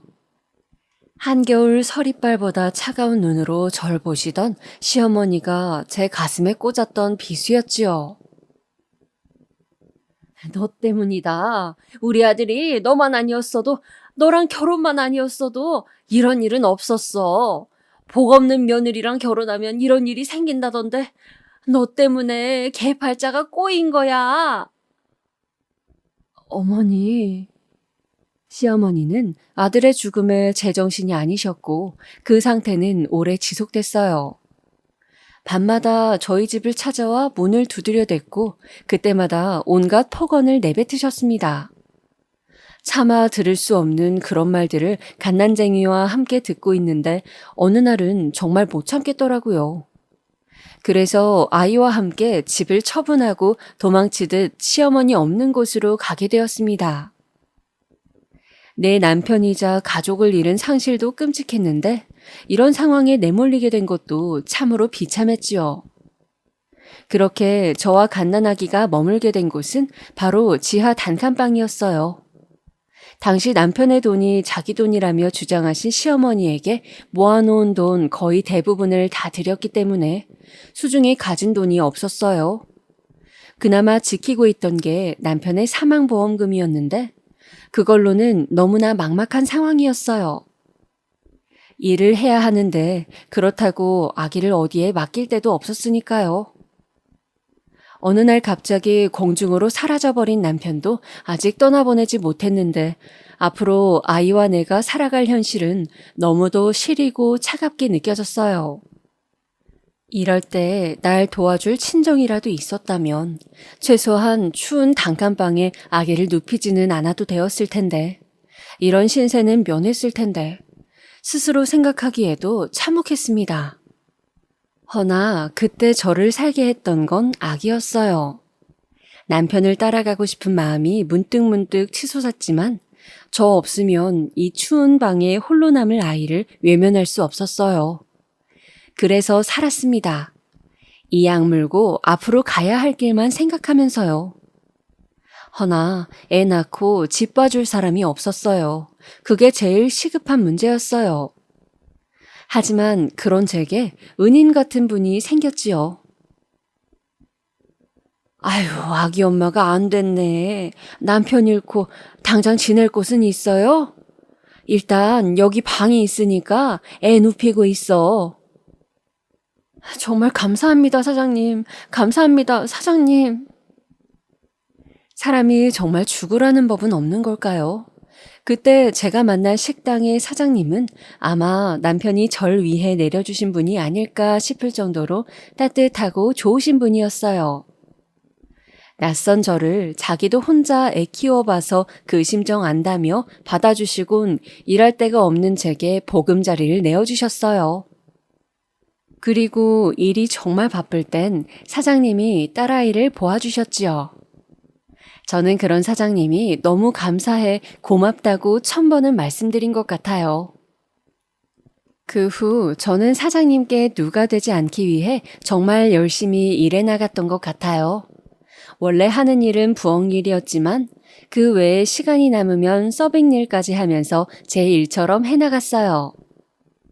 사장님께선 나이가 많으신 분인지라 자주 허리가 아프셔서 앉아 계시곤 했는데 그래서인지 제가 할 일이 더 많았지요. 그리고 사장님은 알아서 월급도 올려주시면서 제가 자립할 수 있도록 도와주시곤 했어요. 또 저와 딸아이가 건강하게 자랄 수 있도록 이따금씩 아기용품도 사주시곤 했지요. 그렇게 딸아이는 생각보다 많은 사람들의 사랑을 받으며 쑥쑥 크기 시작했어요. 어느덧 초등학교에 입학하게 된 나이가 되자 딸아이는 자기가 손님들 반찬을 갖다 주기도 하고 일도 도우려 했어요. 아이고, 우리 은정이 기특하기도 하지. 은정이가 나중에 식당 사장님 해도 되겠네.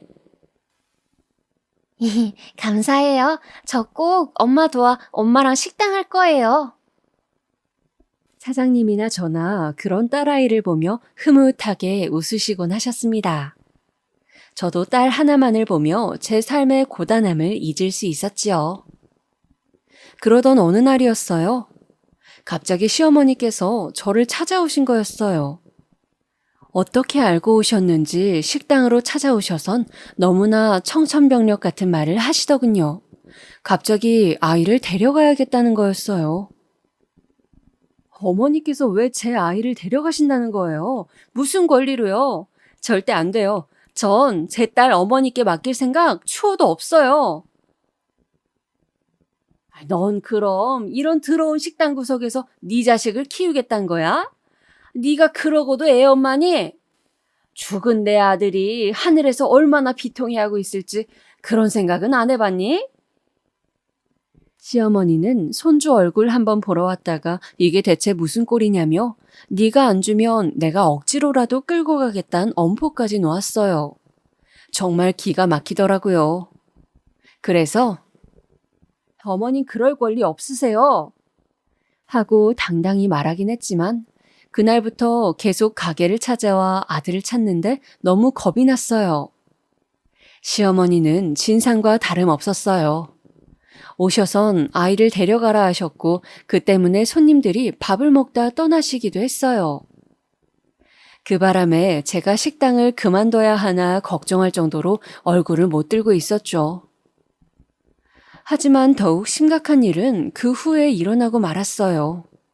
식당 사장님께서 아무래도 가게를 폐업해야 할 것 같다고 말씀하시는 거였어요. 사실상 가게 운영이 어려워진 지는 오래되었고 저도 마음의 준비는 해야겠다고 생각했는데 시기가 너무 안 좋게 맞물려 버리고 만 거죠. 미안해 은정 엄마. 나도 가게세 낼 돈이 없네. 더하면 우리도 손해야. 우리는 그렇다 치고 은정 엄마네는 어떡해? 당장 지낼 돈은 있지? 네, 그럼요. 모아놓은 돈이 있으니까 어떻게든 버텨봐야죠. 다행스럽게도 제가 식당에서 모아놓았던 돈이 있었기 때문에 길거리에 나앉지는 않아도 되었지만 사실상 오래 버티기는 힘들었어요. 바로 다음 일자리를 구해야 했지요. 딸아이도 초등학교에 입학했으니 돈 들어갈 때도 많을 테니까요. 딸아이는 씩씩하게도 엄마, 나 학교 갔다 오면 내가 밥도 차려 먹고 할 수 있어. 그러니 걱정하지 마. 하고 말하곤 했지만, 그래도 엄마 마음이라는 게 딸아이를 혼자 단칸방에 두고 일하러 나가야 하는 심정이 이루 말할 수가 없었지요. 시어머니는 여전히 저희 집 문을 가끔씩 두드리긴 하셨지만 그조차도 제가 계속 무시하고 문도 열어주지 않으니 포기해 가는 듯 했어요. 불행 중 다행이었달까요? 허나 딸이 조금 컸을 무렵 우려하던 일이 터지고 말았습니다. 어느 날 집에 돌아왔더니 절 기다리고 있어야 할 딸이 없는 거예요. 흔적도 없이 마치 공중으로 날아간 것 같았어요. 딸이 사라졌다는 사실에 눈이 뒤집혀져 며칠을 잠을 못 자고 끙끙거리고 있는데 문득 시어머니가 떠올랐어요. 저는 그 즉시 당장 택시를 잡고 시어머니 집으로 향했습니다. 가는 동안 시어머니에게 똥물을 퍼주어 주리라 속으로 다짐하고 또 다짐했지요. 드디어 시어머니의 집에 도착한 순간 저는 심호흡을 하고 그 지옥 같은 대문을 열었어요. 그런데 시어머니 혼자 나올 줄 알았건만 시어머니가 딸아이 손을 잡고 함께 나오더군요. 그러면서 하는 말이 여기 왜 왔니? 였어요. 태연하고 뻔뻔스레 남의 자식을 가져가 놓고 하는 말이 그거라니 피가 거꾸로 솟는 것 같았어요. 지금 뭐 하시는 거예요? 이거 납치예요. 은정아, 얼른 엄마 옆으로 와. 납치는 무슨? 얘, 네가 말해라. 어디서 살고 싶은지. 너 네 엄마랑 살고 싶니? 순간 이게 무슨 상황인가 싶었어요. 갑자기 딸에게 저랑 같이 살고 싶냐고 묻는다는 게 말이죠.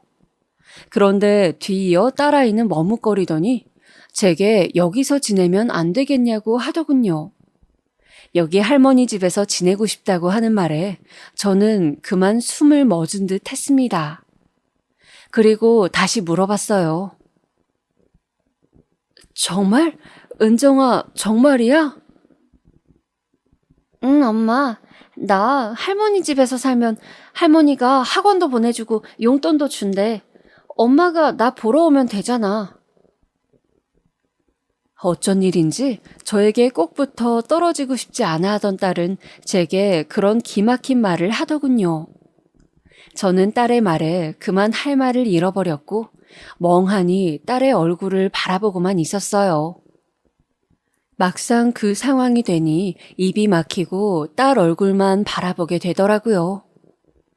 그리고 딸은 그런 절 보며 미안하다고 중얼거렸어요. 옆에서 시어머니는 한껏 비웃으며 그런 절 내려다보며 나가라고 했습니다.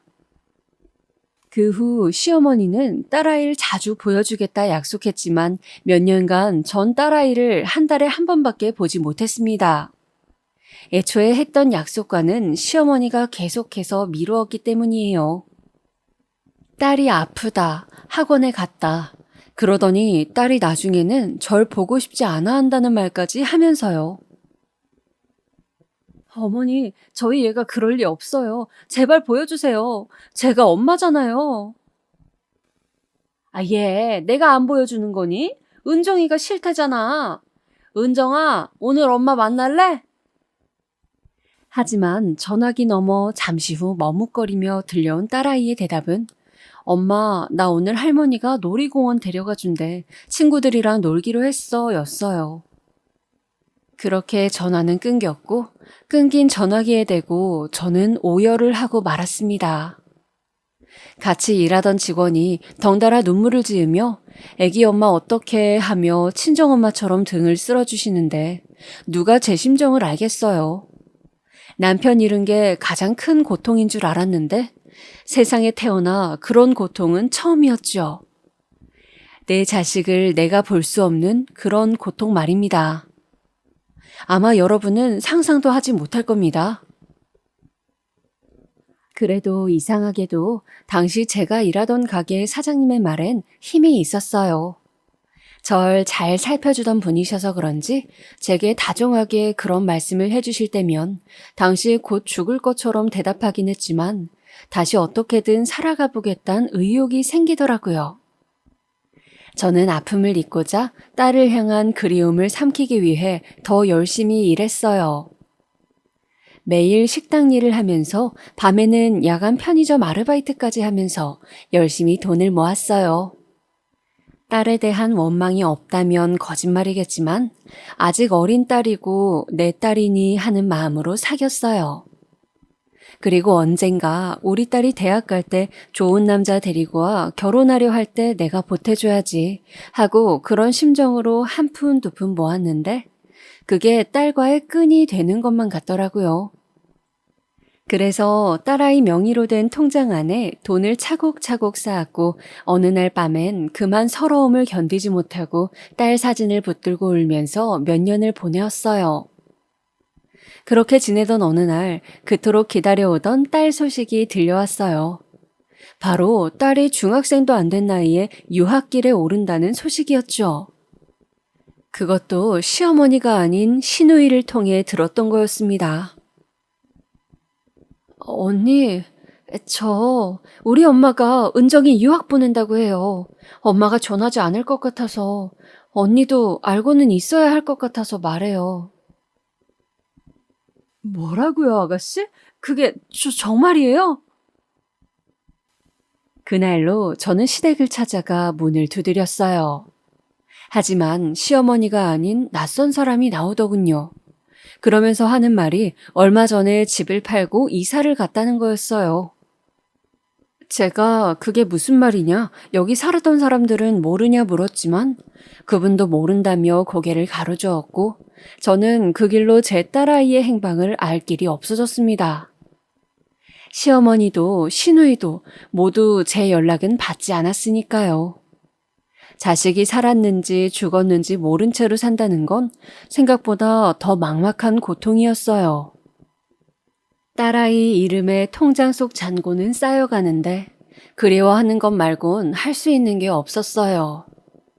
머릿속으로 딸아이의 어렸을 적의 기억만을 가지고 사는 동안엔 어느 날은 딸아이가 문을 열고 들어와 엄마 하고 불러줄 것만 같아 하염없이 문을 바라보기도 했습니다. 그렇게 산 지 10년의 세월이 지났어요. 가지 않을 줄 알았던 시간도 흐르고 죽을 것 같았지만 어찌저찌 숨이 붙어 있으니 살아는 지더랍니다. 저는 어느덧 50을 바라보는 나이가 되었고요. 저는 여자 고등학교 앞에서 저만의 자그마한 식당을 운영하고 있었어요.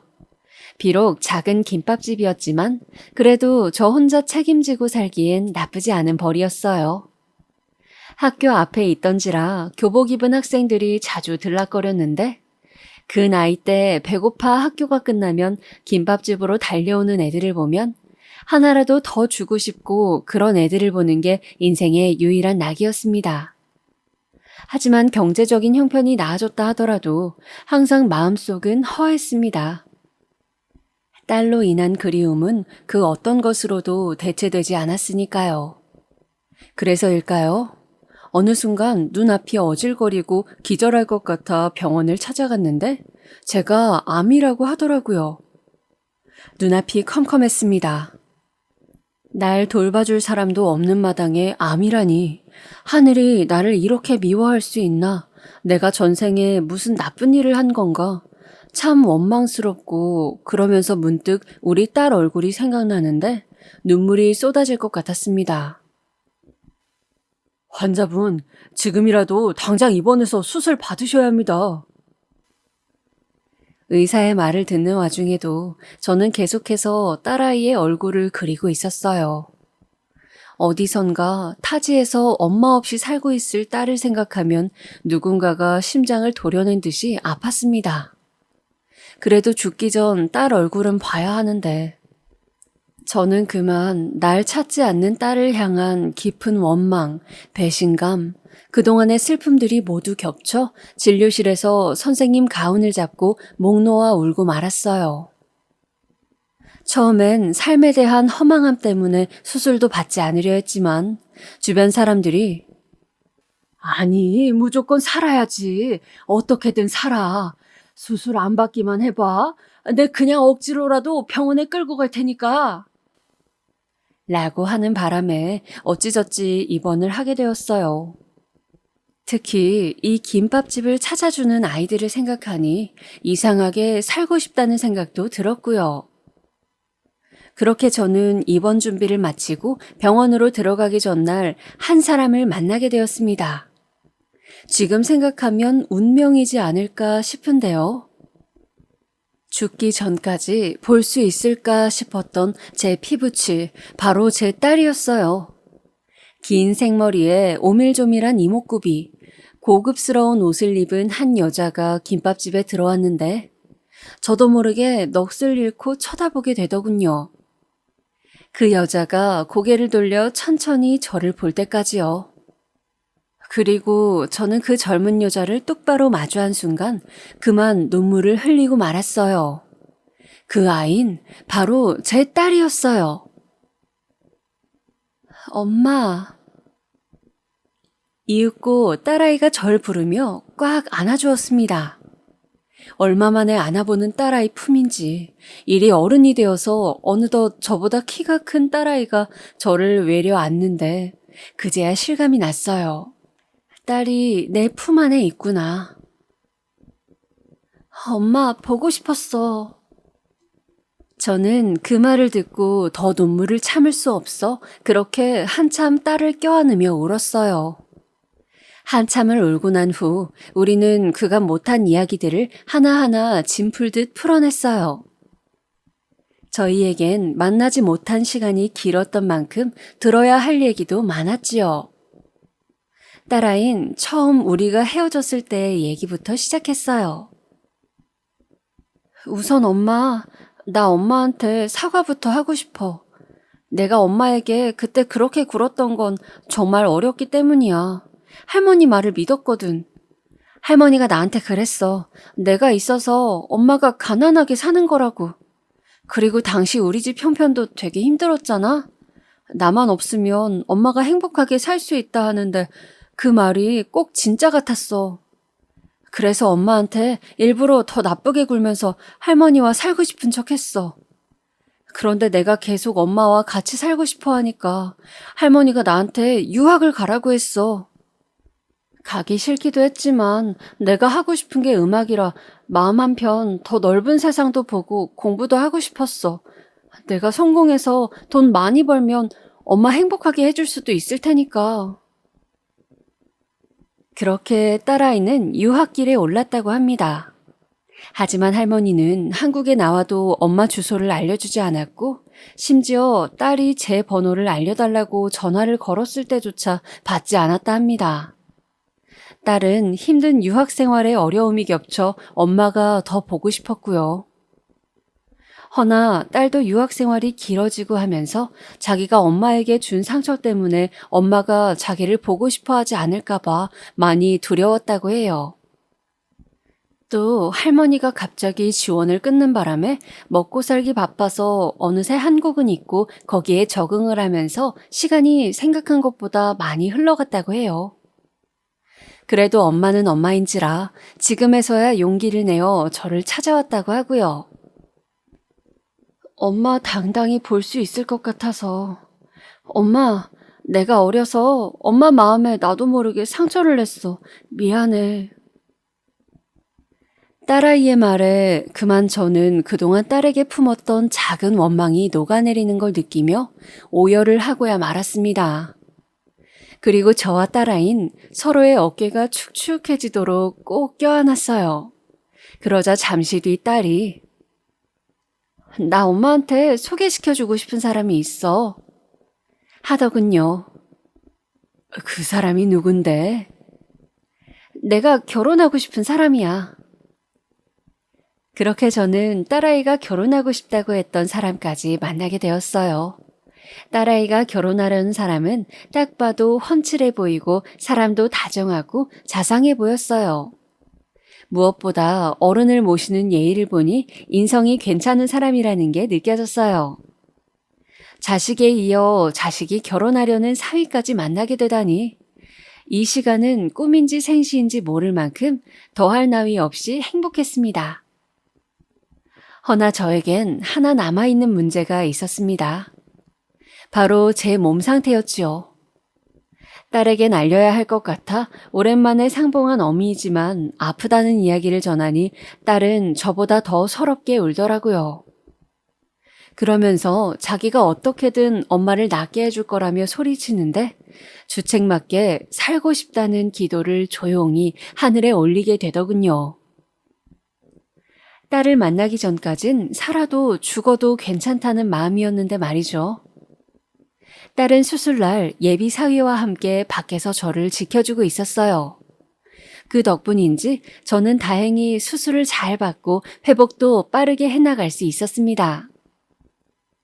딸은 물론 제 회복 기간 동안 옆에서 정말 극진히 저를 보살펴 주었답니다. 얼마나 살갑고 다정하던지 병동 사람들이 다 부러워할 정도였어요. 결혼 준비로도 바쁠 텐데 나중에 사위한테 들으니 결혼식마저 저 때문에 미뤘다고 하더라고요. 그 말을 듣고 그게 무슨 말이냐 난리를 쳤지만 딸은 나한테 지금은 엄마가 더 중요해 하며 자기 의견을 밀어붙이더군요. 누굴 닮아 그리 고집이 센 건지 어쩔 수 없이 저는 못 이기는 척 딸의 간호를 받으며 1년여간 딸과 함께 한 집에서 오순도순 그간 못다한 모녀간의 정을 나누며 시간을 보내었습니다. 예비사위도 얼마나 깍듯하고 자상한지 저 때문에 결혼식이 미뤄졌으면 자기 입장에선 좀 그럴만도 한데 오히려 딸보다 더 살뜰했습니다. 장모님이 건강해지셔야 저희 결혼식도 보시고 그러죠. 사위는 제가 먹는 약까지 챙겨주며 그런 말을 종종 하곤 했습니다. 그런 모습을 보니 우리 딸이 좋은 남자를 만났다는 생각에 마음이 많이 놓이곤 했네요. 그리고 몸이 어느 정도 회복된 뒤엔 저는 정말로 딸아이 결혼식에 참석해 꿈과 같은 순간을 맞이했습니다. 꿈에라도 이런 순간이 있을까 싶었던 그런 순간이었어요. 엄마, 나 잘 살게. 고마워, 나 낳아줘서. 그리고 이쁘게 키워줘서. 아이고, 우리 딸, 이뻐라. 결혼식이 끝나고 딸이 환한 얼굴로 웃으며 저런 말을 하는데 괜시리 또 눈물이 날 뻔한 걸 참았습니다. 거기다 딸은 신혼여행을 다녀온 뒤 신혼집을 일부러 저희 집 근처에 잡았다며 앞으로 엄마 모시고 살 거니 잔소리 들을 각오하라는 우스갯소리를 했네요. 아픈 엄마 모시고 산다는 게 얼마나 힘든 일인지 아는데 그걸 또 자처하는 딸에게 고맙기도 미안하기도 했습니다. 얼마 전엔 시어머니였던 사람도 만나고 왔습니다. 어느 날 딸이 제게 할머니가 지금 어디 있는지 알고 있다며 같이 가지 않겠냐고 하더라고요. 저는 그러겠다 하곤 딸아이의 손을 붙잡았어요. 딸아이가 저를 데리고 간 곳은 요양원이었습니다. 오랜만에 보는 시어머니의 모습은 그야말로 예전과는 아주 상반된 모습이었어요. 아주 늙고 허름한 모습으로 누워있는데 기억도 가물가물하신지 저조차 못 알아보시더군요. 그런 어머니를 보는데 옛날 생각이 마구 스쳐 지나갔어요. 그런데 자기 손주는 또 어떻게 알아보시고 실눈을 떠 제 딸을 바라보더라고요. 아유, 은정이? 그러자 딸아이는 시어머니를 덤덤히 보더니 차갑게 내뱉었죠. 저희 엄마예요. 알아보시겠어요?